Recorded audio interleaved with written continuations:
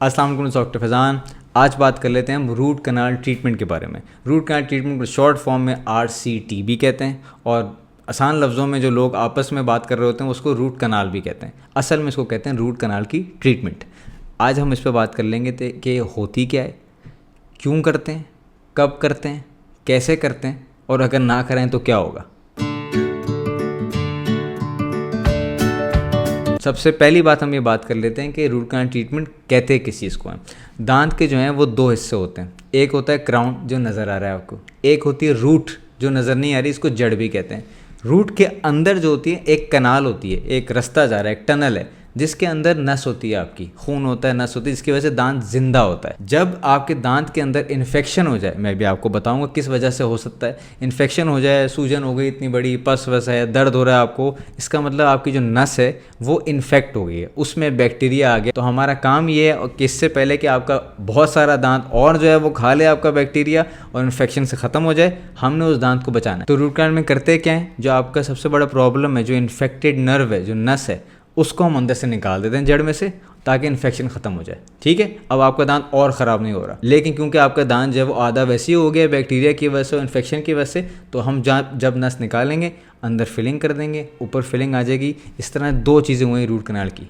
एक, आपका इन्फेक्शन ख़त्म करते हैं ताकि दर्द और चीज़ें ख़त्म हो जाए, मसले आपके जो है, पेन जो है। दूसरा, आपका दांत बच गया ताकि वो और ख़राब ना हो, ताकि आप उसे खा सकें। अब बात कर लेते हैं कि रूट कनाल की इंडिकेशंस क्या हैं, कब आपको रूट कनाल करवाना बहुत ज़रूरी है और कब आपको ज़रूरत पड़ सकती है रूट कनाल। पहली इंडिकेशन है कि आपके दांत के अंदर जो है वो कीड़ा लग गया और वो इतना डीप चला गया, आप नहीं गए डेंटिस्ट के पास, कि वो नस तक पहुँच गया है। इस पर समझाता हूँ। फ़र्ज़ करें ये दांत है, इस पर जो कीड़ा लगा हुआ है, एक कालक नज़र आ रही है आपको, ये जो है वो इतना गहरा नहीं था, आप जल्दी चले गए थे कि ये नस तक पहुंच जाए, तो हमने इसी को साफ़ किया और इसको फिलिंग कर दी, ये दांत बच गया। इस वाले दांत को जो है, इसमें जो कीड़ा लगा वो आप बहुत टाइम तक जो है वो आप डेंटिस्ट के पास नहीं गए, आपने जो है टालते रहे इसको, तो ये जो है ये नस तक चला गया और उसकी वजह से जो नस है वो पानी, एक जेली टेस्ट जैसी चीज़ होती है, तो जो बैक्टीरिया पहले दांत में गया, फिर जड़ में गया, फिर जड़ के अंदर ये जो नस है इसको इसने इन्फेक्ट करके दांत के नीचे से भी बाहर आ गया। ये दांत के नीचे जो आपको लाल लाल नज़र आता है, इसको कहते हैं इन्फेक्शन। अब दांत के नीचे अगर इन्फेक्शन है और अगर आप अभी भी नहीं गए, तो ये इसके बाहर गाल है, तो वो गाल से भी बाहर आ जाएगा और आपकी सूजन हो जाएगी। तो ये जो इन्फेक्शन है ये इस वजह से हुआ है कि कीड़ा यहाँ गया है और यहाँ से नीचे तक आ गया है। अब आप ज़रा सा भी इस पर बाइट करेंगे, दांत मिलेंगे, खाना खाएंगे, ये दांत ज़रा सा दबेगा और इन्फेक्शन में जाएगा, तो आपको दर्द होगा। तो ये हो गई आपकी पहली इंडिकेशन कि दांत जो है वो इतना ख़राब हो गया है कि वो नस तक चला गया है। दूसरा, आपके दांत में कोई कीड़ा नहीं लगा, लेकिन आपके गम इतने सूजे हुए हैं क्योंकि आपने बहुत अरसे से सफाई नहीं करवाई जाके, स्केलिंग। अगर आपने स्केलिंग की वीडियो नहीं देखी तो यहाँ क्लिक कर लें और जाके देख लें। तो अगर आपने सफाई नहीं कराई, मसूड़ा इतना सूज गया, इतना उसके अंदर जो है वो मवाद भरा हुआ था कि वो साइड से दांत के नीचे चला गया और दांत में इन्फेक्शन हो गया और आपको दर्द हो रहा है। फिर समझाता हूँ। ये जो दो जगह हैं, यहाँ पे ये कालक जो आप देख रहे हैं, ये कीड़ा नहीं लगा हुआ, ये मवाद लगा हुआ है जिसको कहते हैं कैलकुलस। अगर आपने वीडियो नहीं देखी स्केलिंग की तो ऊपर क्लिक करें और जाके देख लें। ये जो दो जगह हैं, यहाँ पे आपका मसूड़ा नीचे आ गया दांत से, क्योंकि आपने सफाई नहीं कराई, तो यहाँ पे बहुत सारा जो है वो येलो टाटर और कैलकुलस भरता रहा है और आपके मसूड़े यहाँ पे बहुत सारे सूज गए हैं, तो मसूड़ा ही नीचे आ गया। जब मसूड़ा यहाँ पे और नीचे आ गया तो और खाना फंसेगा, जब खाना फंसेगा तो जो भी बैक्टीरिया है जो यहाँ लगा हुआ वो दांत के साइड से होता हुआ, दांतों के बीच में, गम्स में से होता हुआ नीचे साइड में जाएगा और दांत के नीचे इन्फेक्शन करा देगा और आपके दांत में रूट कनाल करनी पड़ जाएगी, क्योंकि जिस तरह ये इन्फेक्शन है और यहाँ बैक्टीरिया आया था दांत के ऊपर से।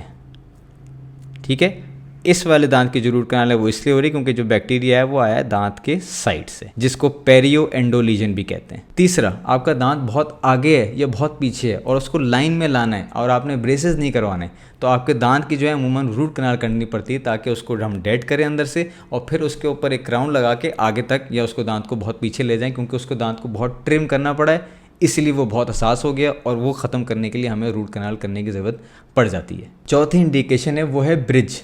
जिस तरह आपका कोई दांत नहीं है, अब वहाँ पे या पे डेंचर लग सकता है, या पे वहाँ पे ब्रिज बन सकता है, या पे इम्प्लांट लग सकता है। जो ब्रिज होता है वो आगे और पीछे वाले दांतों से सपोर्ट लेते हैं और फिर बीच में एक दांत लग जाता है। अब क्योंकि उनसे सपोर्ट लेते हैं तो उनको घिसना पड़ता है, तो काफ़ी दफ़ा उनकी भी रूट कनाल करनी पड़ती है। एक और इंडिकेशन है कि आप कहीं गिरे और आपने कुछ ज़ोर से खाया और आपका दांत ही टूट गया और वो इतना टूट गया कि वो नस आपकी एक्सपोज हो गई है, तो उसमें भी रूट कनाल की ज़रूरत होती है। आखिरी इंडिकेशन ये है कि अगर आप कहीं गिरे या कोई बड़ी ज़ोर से आपके दांत पे कोई चीज़ लगी, तो दांत टूटा नहीं लेकिन अंदर दांत के इन्फेक्शन हो गया और वो ट्रॉमा की वजह से दांत जो है वो डेड हो गया। अब जब ये होता है तो आपका दांत जो है वो अंदर से काला होना शुरू हो जाता है। आपको काफ़ी बहुत लोगों से मिलेंगे, आपका ये वाला दांत जो है अमूमन वो बचपन से ही उनको लगता है कि यार ये वाला दांत काला हो गया है, तो वो डेड है अंदर से। अब अंदर से दांत डेड है और काला है तो उसको सही करने के लिए काफ़ी दफ़ा अगर कोई और ट्रीटमेंट नहीं करनी है, हमें अंदर से ही दांत साफ़ करना है, क्योंकि अंदर से साफ़ करना है तो हम अंदर जा ही नहीं सकते जब तक हम उसकी रूट कनाल नहीं कर देते, क्योंकि वो इन्फेक्शन हमें ख़त्म करना है, उसके बाद दांत का जो रंग है वो हम ठीक करेंगे। अब बात कर लेते हैं आसान लफ्ज़ों में कि रूट कनाल करते किस तरह हैं।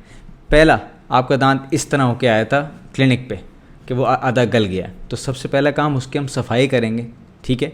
दूसरा, फिर हम सुन करेंगे दांत को और दांत के अंदर से उसकी नस निकालेंगे ताकि हम इन्फेक्शन साफ़ कर दें। तीसरा, दांत के अंदर से नस तो निकाल दिए लेकिन दीवारों पे तो हो सकता है इन्फेक्शन चिपका हुआ हो ना, तो फिर हम और इंस्ट्रूमेंट्स अपने बढ़ाते जाएंगे ताकि वो दीवार भी साफ़ कर दें, ठीक है। उसके बाद दीवार साफ़ करने के उसकी हम एक शेप बनाते हैं और फिर उसके बाद एक फिलिंग अंदर कर देते हैं। इन्फेक्शन निकाल दिया, दांत ड्राई हो गया, जब दांत ड्राई हो जाए तो उसके अंदर फिलिंग हो जाएगी जड़ के।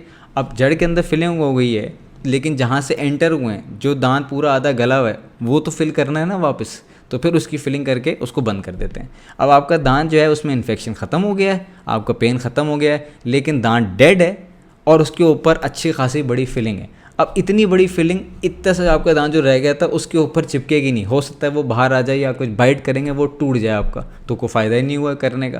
तो इसीलिए फिर हमें क्राउन लगाने की ज़रूरत पड़ जाती है जो फिलिंग और दांत दोनों को एक साथ जोड़ के एक स्ट्रेंथ देगी ताकि आपका दांत वापस इस काबिल हो जाए कि उससे फिर आप आराम से खाएँ। रूट कनाल कितनी सेटिंग में होती है ये डिपेंड करता है डेंटिस्ट के ऊपर और डिपेंड करता है आपका केस कैसा है। डेंटिस्ट के ऊपर इसलिए क्योंकि काफ़ी लोग जो हैं वो रूट कनाल में एक्सपर्ट होते हैं, तो वो एक ही अपॉइंटमेंट में पूरा दांत आपको कंप्लीट कर सकते हैं। लेकिन अगर एक्सपर्ट बंदा भी हो लेकिन आपका दांत ऐसा है कि जैसे ही उसको हमने खोला है तो उसमें से बदबू आ रही है और बहुत सारी पस बाहर निकल रही है, तो जब पस बाहर निकल रही है और उन्होंने ड्राई करके देखा, नस भी निकाल दी लेकिन फिर भी पस आ रही है, इसका मतलब इसको थोड़ा सा टाइम छोड़ना पड़ेगा। ऊपर एक टेम्परेरी सी एक दवाई रख देंगे और एक क्या वो लगा देंगे, फिलिंग लगा देंगे टेम्परेरी सी, ताकि जो भी इन्फेक्शन निकलना है वो खुद ही निकल जाए। पहले 1 दिन 2 दिन 3 दिन, कभी कभार 1-2 हफ्ते भी लगते हैं। जब वो उसमें से निकल गया और दांत उन्होंने चेक किया अब ड्राई हो गया, इसका मतलब अब रूट कनाल कंप्लीट हो सकती है। तो अगर आप नॉर्मल यूजुअली एवरीडे की बात करें, बहुत सारे दांत जो हैं वो पहली अपॉइंटमेंट में ही ख़त्म हो जाते हैं। ऐसा भी हो सकता है कि पेशेंट थक जाए कि वो बहुत थक गया काम कर करके, मुंह नहीं खोल पा रहा है इतना, क्योंकि बहुत पीछे वाला दांत है, तो वो आधा काम जो है वो नस निकालने वाला पहली अपॉइंटमेंट में कर देते हैं ताकि पेन ख़त्म हो जाए, आपका नस जो ख़राब थी वो निकाल दी। लेकिन अगली अपॉइंटमेंट में फिर उसको वो और साफ़ करेगा और वो फिल कर सकता है। तो डिपेंड करता है कि कौन कर रहा है, पेशेंट कितना कंप्लायंट है और आपके दांत में पस कितनी है। अब आपका प्रोसीजर हो गया है तो इसके बाद क्या वो एंटीबायोटिक देगा नहीं देगा, प्रोसीजर से पहले आपको एंटीबायोटिक मिलेगी नहीं मिलेगी, ये केस टू केस डिपेंड करता है कि कितना इन्फेक्शन है और कितना इन्फेक्शन निकल गया है, क्या कंप्लीट हो गया प्रोसीजर, क्या नहीं हुआ।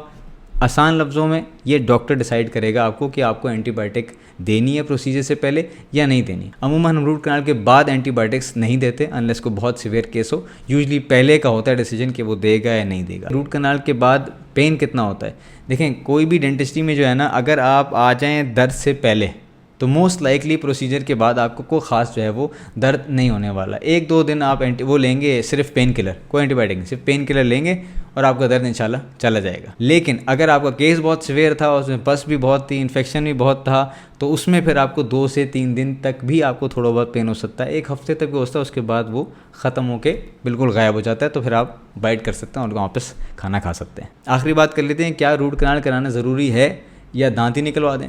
भाई आपके दांत, अगर आपके इस पे नाखून थोड़ा सा टूट गया, उंगली निकलवा देते हैं आप या फिर आप सिर्फ नाखून पे पट्टी लगाते हैं और दवाई लगाते हैं, ठीक कर देते हैं। आपका दांत है, आपके अपना बॉडी पार्ट है, इससे महंगा कोई चीज़ नहीं है दुनिया में जो हम लगा देंगे जो इससे बेहतर हो। तो हमारी कोशिश ये होती है कि आपका दांत बचे और उसके ऊपर क्राउन लगे ताकि आप आप खा सकें। आपने सोचा कि मैंने रूट कनाल भी नहीं करानी, मैं दांत भी नहीं निकलवाऊंगा, बस ऐसी सही एंटीबायोटिक खाता रहूँगा, पेन किलर खाता रहूँगा, ये सोचता रहेगा। आपको दिखाया था ना, पहले दांत में गया, फिर नस में गया, फिर उसके नीचे आया, फिर मसूड़े में आया, इतना सूज जाएगा कि आपको हजम करना मुश्किल हो जाएगा। यहाँ अगर ऊपर सूजेगा तो यहाँ आँख की तरफ जाना शुरू कर देगा तो और प्रॉब्लम हो सकते हैं, 7 वाले दांतों में जा सकता है।